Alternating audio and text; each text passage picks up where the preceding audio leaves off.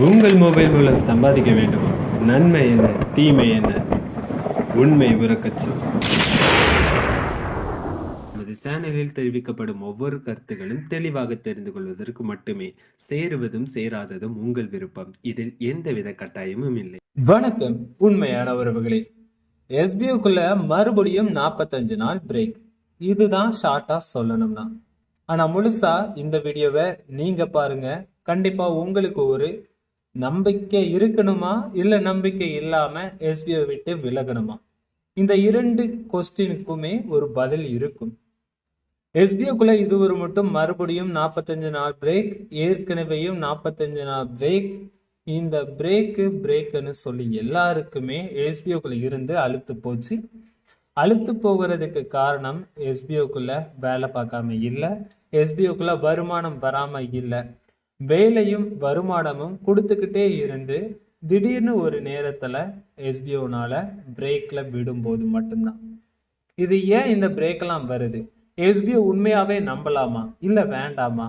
எவ்வளவு பெரிய ஒரு நம்பிக்கையில எதுவாக இருந்தாலும் பார்த்துடலாம்னு எவ்வளவு பெரிய டீமையும் கொடுத்து கடைசி ஏதாவது ஒரு நேரத்துல யோசிக்க வைக்கிற மாதிரி தான் இருக்கு எஸ்பிஓட செயல். எஸ்பிஓக்குள்ள இருக்கிற எல்லாருக்குமே இப்போ 45 நாள் பிரேக். இந்த பிரேக்கை தாண்டி எஸ்பிஓக்குள்ள கொடுக்குற ஒரு நம்பிக்கையான வார்த்தை ரீஃபண்ட். இந்த ரீஃபண்ட் எஸ்பிஓக்குள்ள யாருமே நம்ப மாட்டேன். 45 நாளுக்கு பிறகு எஸ்பிஓக்குள்ள எதுவுமே ரீஓப்பன் ஆகாது, எல்லாம் சரி ஆகாதுன்னு சொல்றவங்களுக்கு sbo.tvm@gmail.comக்கு உங்களோட name, mobile number, staff ID, bank details எல்லாம் கரெக்டாக இருந்தால் நீங்கள் அதை அனுப்பிவிட்டு ரீஃபண்ட் ப்ராசஸை பற்றி அதுக்குன்னு ஒரு அனௌன்ஸ்மெண்ட் கொடுப்பாங்க. அந்த அனௌன்ஸ்மெண்ட் வந்த பிறகு அது ரீஃபண்ட் கண்டிப்பாக உங்களோட கைகளில் கிடைக்கும். இந்த ரீஃபண்ட் ஆப்ஷனையும் கொடுத்துட்டாங்க. எங்களை நம்புங்க, நம்பலையா நீங்கள் கட்டின பணத்தை வாங்கிட்டு போங்க. 5000 ரூபாய்க்கு மேலே யாரெல்லாம் சம்பாதிச்சிருக்காங்களோ அவங்களாலாம் கண்டிப்பாக வாங்க முடியாது. அதுக்கு கீழே யாரெல்லாம் இருக்கிறாங்களோ அவங்க கண்டிப்பாக வாங்கிக்கலாம். அதை பற்றி இனிமே தான் கண்டிப்பாக ஒரு அனௌன்ஸ்மெண்ட் கொடுப்பாங்க. ஆனால் இதெல்லாம் நமக்கு தேவையா?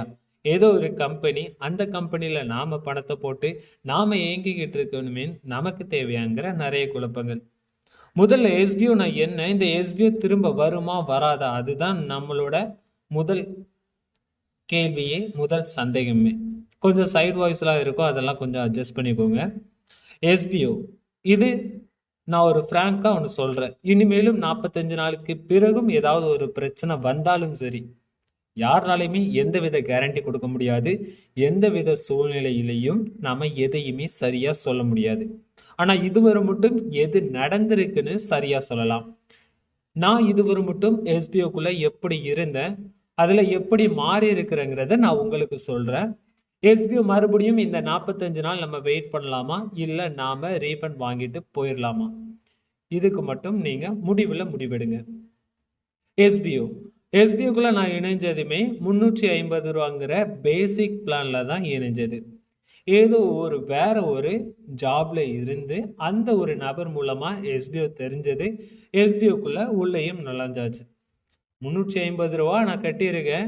எனக்கு 3 நாள் ஆகுது என்னோட ஐடி ஆக்டிவேட் ஆகுறதுக்கு மட்டும். என்னுடைய சந்தேகம் எங்க இருந்தது தெரியுமா? என்னோட அப்ளைனர் மேலதான். அப்போ எஸ்பிஓனா எனக்கு என்னன்னு தெரியாது, எஸ்பிஓக்குள்ள நம்ம எப்படி வேலை பார்க்கணும் தெரியாது, ஆன்லைன் ஜாப்பை பற்றி ஒரு சிறியதளவுக்குமே தெரியாது. ஆனால் பணத்தை போட்டால் நம்ம திரும்ப எடுக்கிறது ரொம்பவே கஷ்டம்னு தெரியும். இருந்தாலும் போடலாம்னு சொல்லி நான் நினச்சி ஏதோ ஒரு நம்பிக்கையில் நான் உள்ளே வந்தேன். 3 நாள் என்னோட ஐடி ஆக்டிவேட் ஆகிறதுக்கு மட்டும். இல்லை எனக்கு வேண்டாம், என்னோட பணத்தை திருப்பி கொடுங்கன்னு அந்த இடத்துல நான் சண்டை போட்டிருக்கலாம். 350 ரூபா ஐடி போட்டு 3 நாள் ஐடி ஆக்டிவேட் ஆகிறதுக்கு இருந்த இடத்துல நான் சண்டை போட்டு அந்த அமௌண்ட்டை நான் ரீஃபண்ட் வாங்கியிருப்பேன்னா இன்னைக்கு நான் லேக்ஸ் கணக்கில் வாங்கியிருக்க மாட்டேன் எஸ்பிஓக்குள்ள. அதுக்கு பிறகு எனக்கு கீழேயும் சரி ஒரு 2 நபர்கள் தான், என்னுடைய தெரிஞ்ச நபர்கள் மட்டும்தான். அந்த தெரிஞ்ச நபர்களை வச்சு பிரச்சனை வர்றதும் போகிறதும், டெக்னிக்கல் இஷ்யூஸ் வர்றதும், வீடியோ பார்த்தா நம்மளோட வேலெட்டில் அமௌண்ட் ஆட் ஆகாததும் இந்த மாதிரி தான் இருந்தது. அந்த நேரம் ஆயிரக்கணக்கான மெம்பர்கள் தான், 5000 நபர்களுக்கு உள்ளதான் இருந்தாங்க. இந்த மாதிரி தான், அதையும் விட குறைய நபர்கள் தான் இருந்தாங்க. அந்த நேரம் நாம போனோம், பல பிரச்சனைகள். சரியா பணம் வராது, சரியா வீடியோ பார்க்க முடியாது, சரியான ஒரு செயல்பாடு இருக்கவே செய்யாது. ஒண்ணே ஒண்ணு, எஸ்பிஓக்குள்ள என்னன்னு சொல்லி உள்ள போனதுமே இருந்த அப்போ லீடர்ஸா இருந்தாங்க. எஸ்பிஓட அபிஷியல் டீம் லீடர்ஸா இருந்தாங்க. அந்த நேரத்துல அவங்க கிட்ட எல்லாமே ஒரு 10 பேர் நமக்கு உதவுறாங்க, நமக்கு சொல்லி தராங்க. நோட்டீஸ் போல ஒரு அனௌன்ஸ்மெண்ட் எஸ்பிஓட ஓனர் சொல்றாங்க.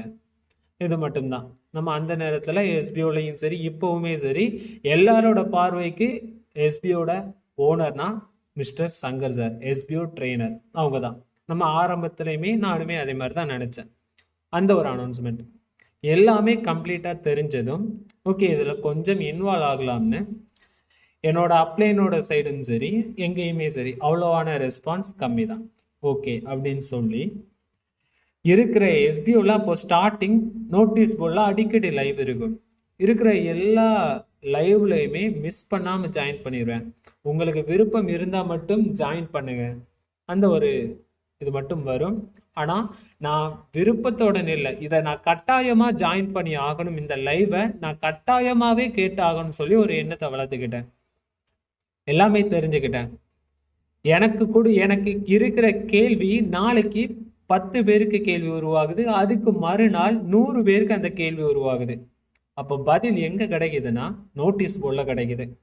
அந்த பதிலை தெரிஞ்சு நான் 10 பேருக்கு சொல்றது 10 பேர் 100 பேருக்கு போகுது, 100 பேர் 1000 பேருக்கு போகுது. இந்த மாதிரி நமக்கு தெரிஞ்சதை பல பேருக்கு தெரியப்படுத்தணும்.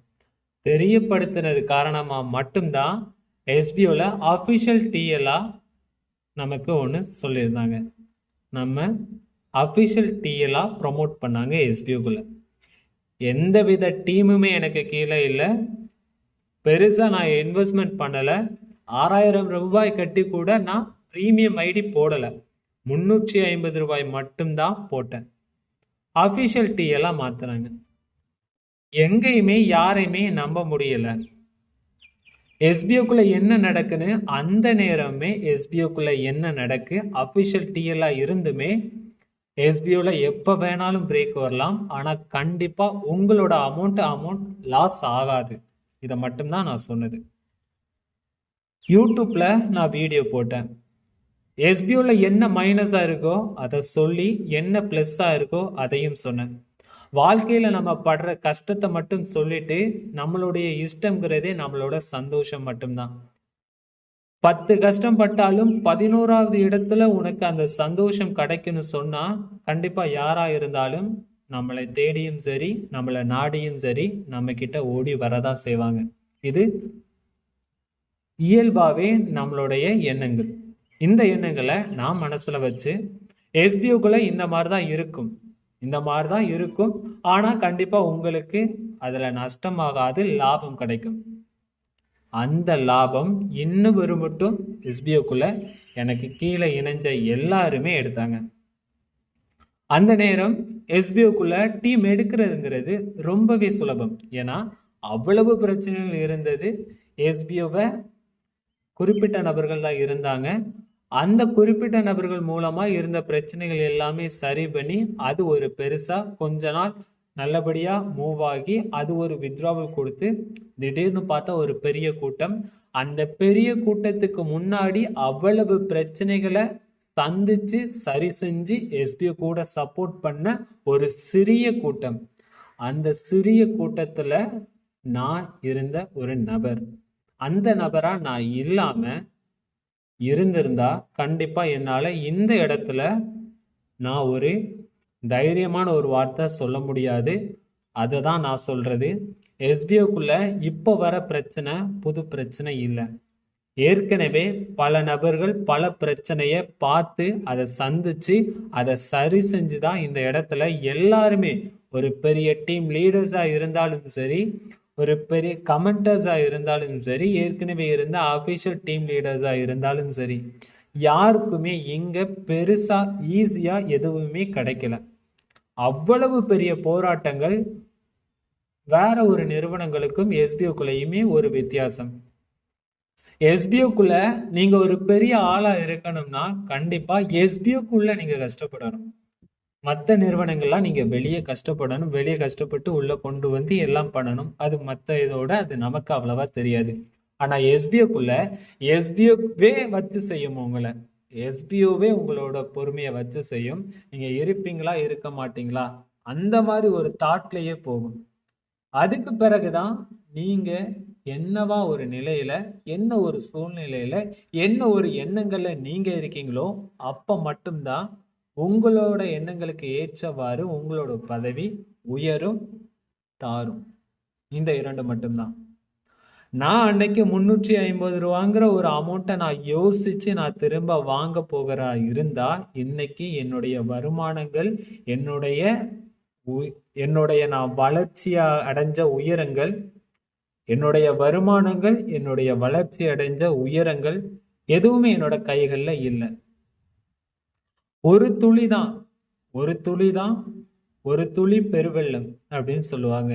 அதுவுமே உண்மைதான். எக்ஸாம்பிள், இப்போ ஏதோ ஒரு டப்பா ஒரு முட்டாய் இருக்குன்னா அந்த முட்டாய் முழுசா வியாபாரம் ஆகினா மட்டும்தான் அதுல ஒரு 10 முட்டாய் எக்ஸ்ட்ரா இருக்கும். அந்த மிட்டாயில உள்ள லாபம் தான் ஒரு பெட்டி கடைக்காரருக்கு கிடைக்கும். அது ஒண்ணும் சுலபம் இல்லை.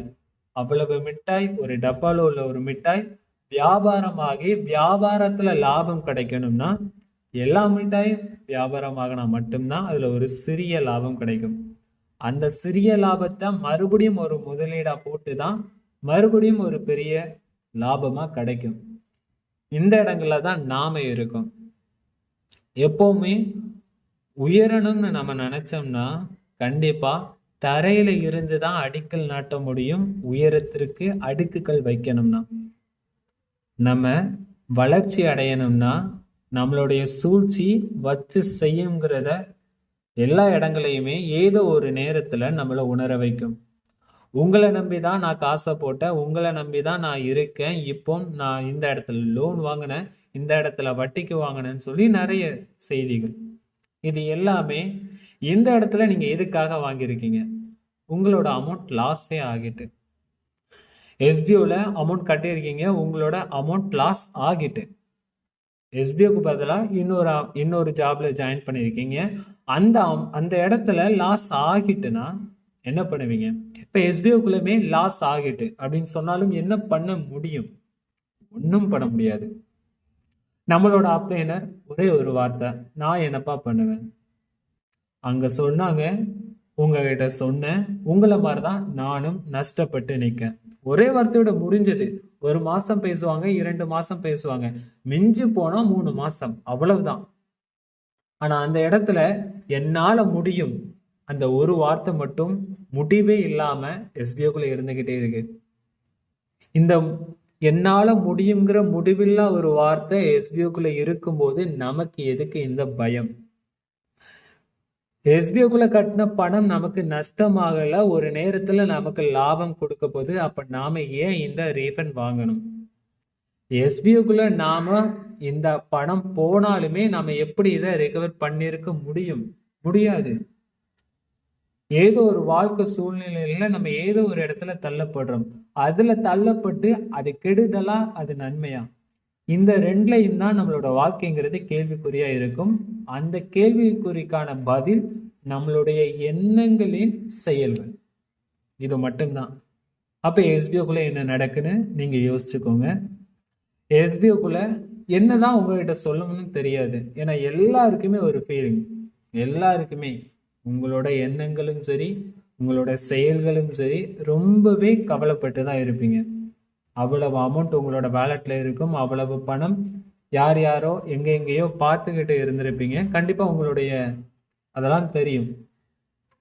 உங்களுக்கு என்ன ஒரு ஆறுதல் சொன்னாலும் எங்கேயுமே அந்த ஆறுதல் மருந்துகள் ஆகாது.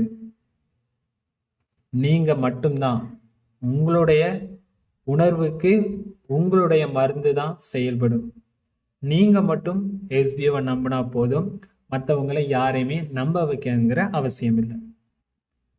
எஸ்பிஓக்குள்ள கண்டிப்பா எஸ்பிஓ ரீஓப்பன் ஆகும். பெருசா இதுல நான் அப்டேட் சொல்லலை. நோட்டீஸ் போர்டில் 70 நிமிடங்கள் சொல்லியிருக்காங்க. அதுல நீங்க உட்கார்ந்து அதை கேளுங்க. அப்போ உங்க எல்லாருக்குமே நல்லபடியா புரியும். ஷார்ட்டா சொல்லணும்னா 45 நாள் விடுமுறைகள், இன்னும் அதிக நாட்கள். நமக்கு இலவச ஜாயினிங்கிறது உறுதியாகிட்டு. நாம இனி வேலை பார்க்க போறோம். எஸ்பியோட வித்ராவல் நாம 3 விதமா பயன்படுத்த போறோம். எஸ்பியோல இனிமே 1 மாசத்துக்கு நாம வித்ராவலுக்காக காத்திருக்க வேண்டிய அவசியம் இல்லை. எஸ்பிஓ பிரைவேட் லிமிட்டடா மாற போது யாருக்கும் ஒரு கேள்விகளுக்கு கூட நாம பதில்கள் சொல்ல அவசியம் இல்லை. நம்மளுடைய யாரையாவையுமே இணைச்சாலும் அந்த பயம் கண்டிப்பா இனிமே நமக்கு இருக்காது. தைரியமா யாரை வேணாலும் இணைச்சுக்கலாம். எஸ்பிஓவை நீங்க நம்புறீங்களா இல்லையா அப்படிங்கிற ஒண்ணே ஒண்ணுதான். அது உங்களோட கேள்வி, அதுக்கு உங்களுடைய பதில், உங்களுடைய எண்ணங்களில் மட்டும். நன்றி உறவுகளே, அடுத்த வீடியோவில் சந்திக்கலாம்.